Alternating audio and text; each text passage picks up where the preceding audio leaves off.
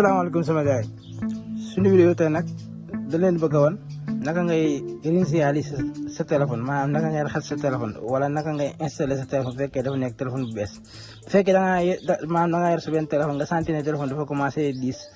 boo taalee connexion muy takk wala yenn application boo ci defee muy kii naka nga koy réinitialiser ba téléphone mën a nekk en normal loolu leen bëgg wan tey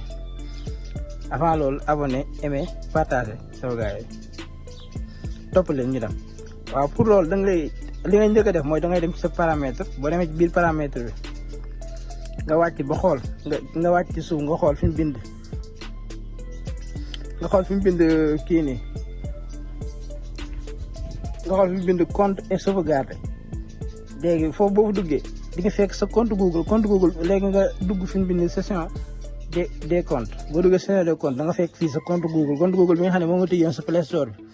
ak YouTube bi da nga ko fekk fii bu ko defee nga supprimer compte bi ba pare avant tout d'abord bala ngaa réinitialiser dara da ngay njëkk supprimer compte bi boo ñëwee fii boo supprimer day laaj sa mot de passe téléphone nga def sa mot de passe compte bi supprimer wu léegi nga retourné léegi boo retourné jën nga génn application fi nga nekkoon noonu boo xoolee ci suuf di ngay gis fi ñu bind réinitialisation ci suuf léegi boo okkee réinitialisation léegi da nga ñëw fi ñu bind réinitialiser toutes les données fii léegi boo duggee foofu léegi nga wàcc soo wàccee nga gis fii nii fi mu réinitialiser nga ok léegi boo ok dana la laaj sa code sa mot de passe téléphone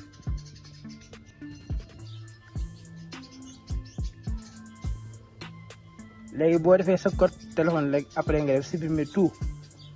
léegi boo supprimer tout rek téléphone day fay tàkkaat mais nag dana xaw a jël benn temps quoi pause vidéo bi waaw léegi bu réinitialisé bu pare léegi lii ngay def léegi nga def start léegi boo defee start fii da ngay tànn langue bi nga bëgg nga choisir langue bi nga bëgg mais par exemple ñu xool français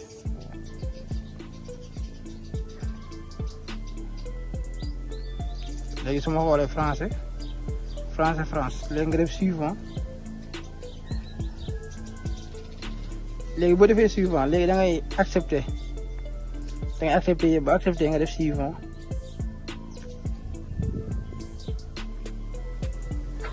léegi boo defee suivant après nga glissé waat ba ci suuf nga defaat accepté ci suuf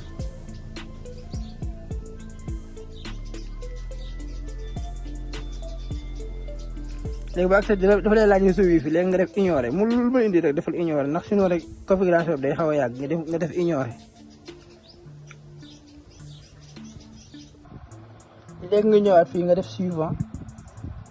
léegi boo defee suivant da lay indi pour nga copier léegi nga bind impossible d'utiliser l'autre appareil nga def suivant boo defee loolu jàll léegi da ngay def retour boo defee retour mu indi la lii pour nga def sa compte Google léegi nga def ignorer ci suuf léegi boo defee ignorer après nga confirmer nga defaat ignorer léegi nga wàcc ba ci suufaat nga glissé ba ci suuf mu ne accepté nga def accepté